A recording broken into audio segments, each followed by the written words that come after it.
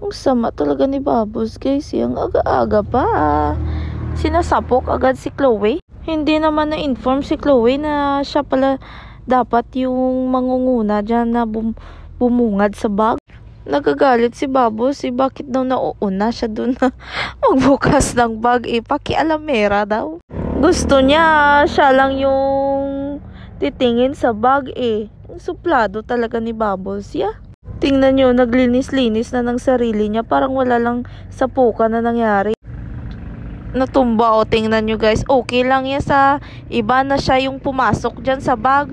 Pero if yung ibang kasamahan niya yung pumasok niya, nagagalit siya.